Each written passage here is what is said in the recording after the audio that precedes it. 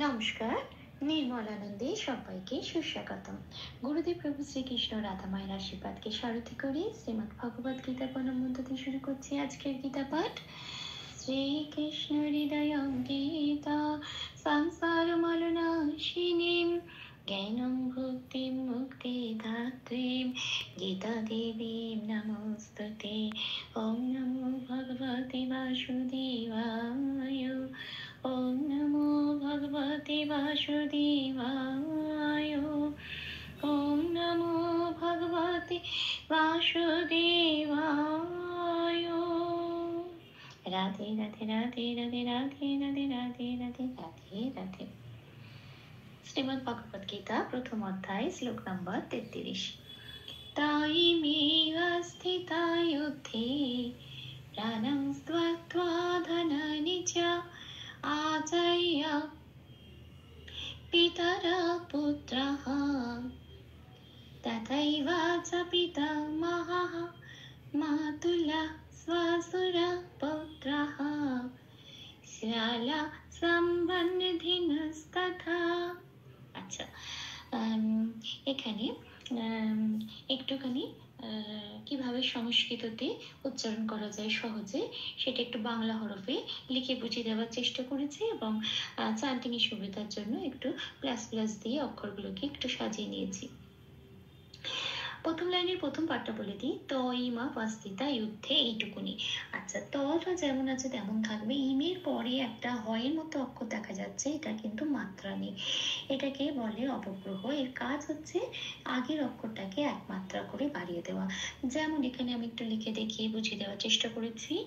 ইমে অবগ্রহটাকে লাল রেখেছি এবং সেটা কি বলতে হবে, ওপরের ব্রাকেটে সেটা লিখে দিয়েছি এ বলতে হবে। কেন না, তার আগের অক্ষরে মে আছে, এই যে একার আছে একারটা একমাত্রা বেড়ে গিয়ে হয়ে যাবে ই মে, এরকম। আচ্ছা, যেখানে যেখানে লাল রয়েছে সেখানে সেখানে আমরা উচ্চারণ করব না, ওই লাল অংশটাকে স্কিপ করে ওপরের ব্র্যাকেটে যে লেখাটা রয়েছে সেটাই উচ্চারিত হবে। চ্যান্টিং এর সময় ছন্দের চলনটা এরকম হবে। তাহলে কি হলো, তাই মেয়ে, তাই মেয়ে মেয়ে, তাই মেয়ে, এরকম ভাবে বলবো। বস্তিতাকে আর ভাঙলাম না, এটা ভাঙলে ছন্দের গন্ডগোল হয়ে যাবে।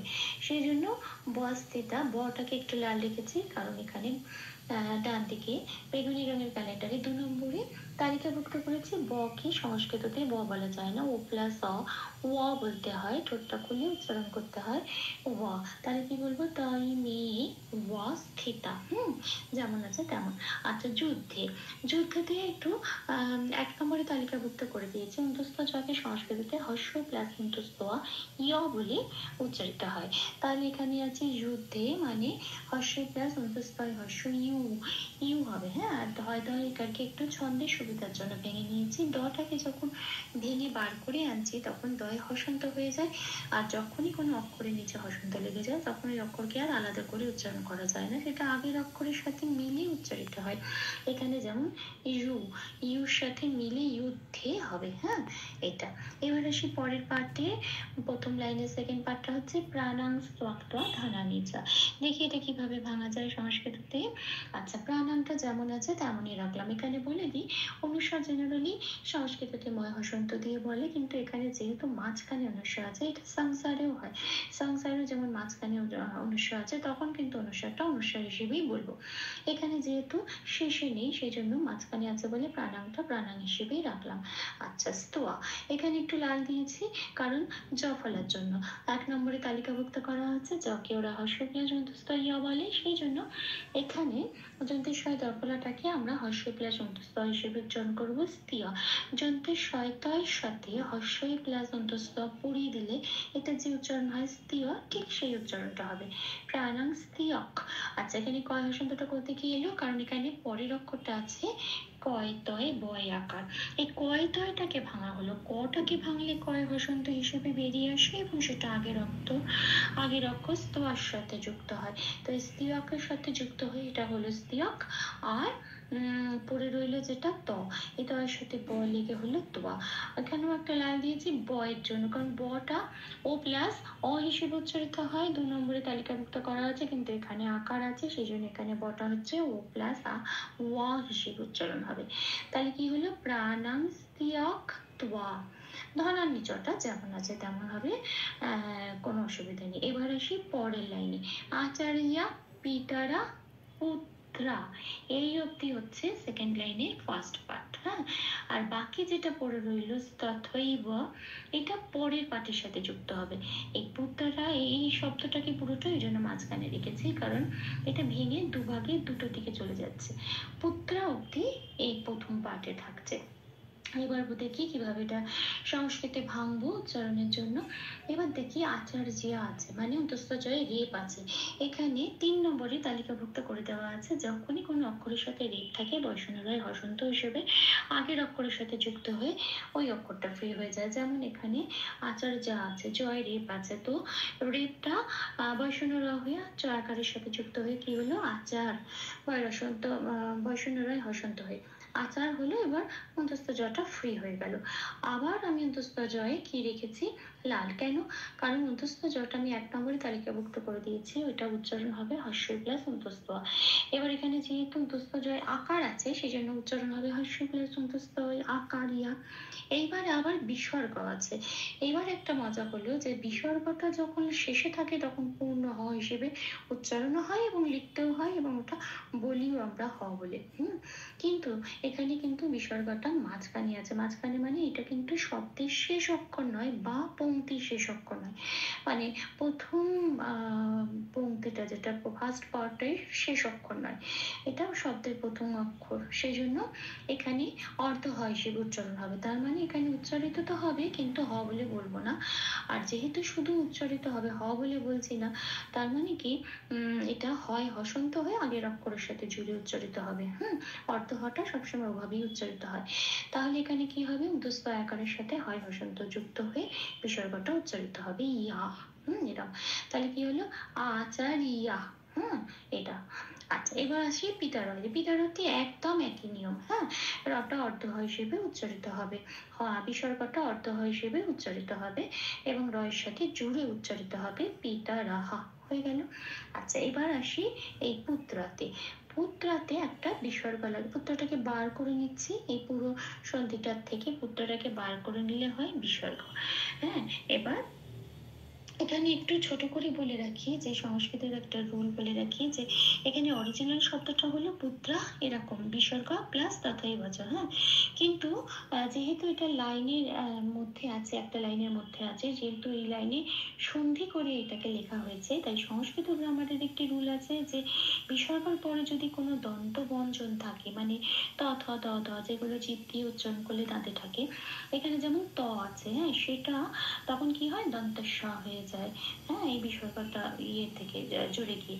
তো এখন কি হচ্ছে যে এখানে সেই জন্য যখন সন্ধি করে পুরো লাইনটা আমরা লিখছি তখন কিন্তু পুত্রাস তথৈব এরম লিখছি, কিন্তু যখন আমরা ভেঙে বলছি বা চান্টিং এর সময় যখন এই ভেঙে পুত্রা বলে ভেঙে নিয়ে আসছি, তখন কিন্তু পুত্রার সাথে বিসর্গ লেগে যাচ্ছে, আর দন্তস্বরটা কিন্তু উচ্চ হয়ে গিয়ে ওটা তথৈবচ এটা হয়ে যাচ্ছে। এটা একটু ছোট করে বলে রাখলাম। আচ্ছা, এবারে আসি পুত্রার সাথে যেহেতু বিসর্গ আছে, আর পুত্রাটা যেহেতু এখানে সেকেন্ড লাইনের ফার্স্ট পার্টের শেষ অংশে বিসর্গ আছে, তাহলে এটা কি হবে, পূর্ণ হয় হিসেবে উচ্চারিত হবে। বিসর্গের জন্য আকার, তয়রা ফলে আকার আছে বলে হয়ের সাথেও আকার, ওর সাথে মিলিয়ে হয়ের সাথে আকার হয়ে গেল পুত্রাহা। ঠিক আছে, এইবারে পড়ে রইল কি তাথাইবা। এই তাথাইবাটা পরের পাঠে যুক্ত হয়ে যাবে, তাহলে তাথাইবা যা পিতা মহা, এখানেও একটা বিসর্গ আছে। তাহলে এটা দেখে কিভাবে ভাঙবো, তাথাইবাটা যেমন আছে তেমন, শুধু বকে ব হিসেবে বলতে পারবো না, বকে এখানে 2 নম্বরে তালিকাভুক্ত করে দেওয়া আছে, ও প্লাস অ হিসেবে ওয়া হিসেবে বলতে হয়। তাহলে তাথাইবা চ যেমন আছে তেমন, পিতা মহা যেমন আছে তেমন, কিন্তু যেহেতু বিসর্গ আছে সেজন্য হবে আগে হয় আকার আছে, হয় আকারের সাথে মিলিয়ে এখানেও বিসর্গটা হয় আকার হবে, মানে হা। তাহলে কি হলো, তাথাইবাচ পিতা মহা হা। আসি পরের লাইনে, এখানেও তাই, মাতুলা সাসরা পৌত্রা, এইটুকুনি হচ্ছে ফার্স্ট পার্ট। মাতুলার জন্য অর্ধ হবে, সেই জন্য অর্ধ হয়তো পুরো পূর্ণ হিসেবে উচ্চারিত হবে না, লয়াকারের সাথে জুড়ে উচ্চারিত হবে, সেই জন্য মাতুল্লাহ। আচ্ছা, সোয়াজুতে আমি একটুখানি সোয়াতে একটুখানি লাল দিলাম, কারণ ওখানে ব আছে, বটা ও প্লাস অ হিসেবে ও হিসেবে উচ্চারণ হবে, মানে সোয়া এরম হবে, সোয়া সু রা। আর রয় তো বিসর্গ আছে, এটা যেহেতু সেকেন্ড অক্ষর লাস্ট অক্ষর নয়, সেই জন্য অর্থ হয় রায়কারের সাথে জুড়ে উচ্চারিত হচ্ছে সসুরা। আচ্ছা, পৌত্রায় বিসর্গটা এখানে পূর্ণ হয় হিসেবে উচ্চারণ হবে, কারণ এটা প্রথম পার্টের শেষ অক্ষর। তাহলে বিসর্গের জন্য হ হবে, আগের তয়ের আকার আকার আছে, ওই আকারটার সাথে মিলিয়ে হয় আকার হবে হা, পৌত্রা হা। আচ্ছা, এবার আসি শেষ পার্টে, লাস্ট লাইনে শেষ পার্টটা আছে সালা সমবন্ধিস তথা। এটা কিভাবে ভাঙবো একটু দেখে নি। তারবুস জফলা আছে, জফলাটা 1 নম্বরে নথিভুক্ত করা আছে, তালিকাভুক্ত করা আছে হর্ষই প্লাস অন্তস্থ, তার মানে তারবুসের সাথে হর্ষই প্লাস অন্তস্থ আকার, এখানে তারবুস জফলা আকার আছে যেহেতু, এটা পড়িয়ে দিলে যে উচ্চারণটা হয় শিয়া, এই শিয়াটা উচ্চারণ হবে, তাহলে কি হবে শিয়াল্লাহ। এরকম একটা উচ্চারণ হবে, অর্থ হবে। আচ্ছা, এখানে আছে সমবন্ধিস্ততা, সম তো সরি সম, সম বলতে হবে, কারণ এখানে ময় হসন্ত আছে, যে যে অক্ষরের তলে হসন্ত থাকবে সেই আগের অক্ষরের সাথে জুড়ে উচ্চারিত হয় সম, সমও বলতে পারবো না, সম। আচ্ছা, এখানে নয় ধয় হর্ষই আছে, নয় ধয় হর্ষই মানে এটাকে যদি ভাঙি, নটাকে আগে বের করে আনতে হবে, তাহলে নয় হসন্ত লেগে যাবে, তাহলে বয়ের সাথে জুড়ে হয়ে যাবে বান, সাম বান, পড়ে রইল ধি। আচ্ছা, ধি এর সাথে ন যুক্ত হয়ে ন দিন হলো, আবার এখানে যন্ত্রের শয় তয় আছে, যন্ত্রের শয়টাকে যন্ত্রের শটাকে বের করে আনি, যন্ত্রের শয় হসন্ত হয়ে যাবে, সেটা নয়ের সাথে জুড়ে হয়ে যাবে নস, তাহলে হলো ধীনস। তারপরে রইল তথা, যেমন আছে তেমন, তাহলে কি হলো সম্বান ধীনাস তথা, শ্যালা সম্বান ধীনাস তথা। ভুল দুটি ক্ষমা করে দেবেন, আমি 3 বার করে চান্ট করে দেওয়ার চেষ্টা করলাম অনুশীলনের সুবিধার জন্য। तायिमेव स्थिता युद्धे प्राणं त्यक्त्वा धनानि च आचार्यः पितरः पुत्राः तथैव च पितामहः मातुलः श्वशुरः पौत्राः श्यालाः सम्बन्धिनस्तथा। तायिमेव स्थिता युद्धे प्राणं त्यक्त्वा धनानि च आचार्यः पितरः पुत्राः तथैव च पितामहः मातुलः श्वशुरः पौत्राः श्यालाः सम्बन्धिनस्तथा। तायिमेव स्थिता युद्धे प्राणं त्यक्त्वा धनानि च आचार्यः पितरः पुत्राः तथैव च पितामहः मातुलः श्वशुरः पौत्राः श्यालाः समबन्धिनस्तथा। राधे राधे राधे राधे राधे राधे राधे राधे राधे राधे। तप्त काञ्चन गौराङ्गीं राधे वृन्दावनेश्वरी विश्वभानुसुते देवी तां प्रणमामि हरिप्रिये। প্রভু শ্রী রাধামায়ের কৃপা দৃষ্টি আমাদের সবার উপর বর্ষিত হোক। ধন্যবাদ, আপনাদের উৎসাহই আমার অনুপ্রেরণা। আমার ভুল ত্রুটি, সকল ভুল ত্রুটির ক্ষমা প্রার্থনা আমি প্রভু চরণে অর্পণ করলাম। ওম কৃষ্ণায় বাসুদেবায় হরে পরমাত্মনে প্রণত ক্লেশনাশায় গোবিন্দায় নমো নমঃ। শ্রীকৃষ্ণ পরমাস্তু, জয় শ্রীকৃষ্ণ।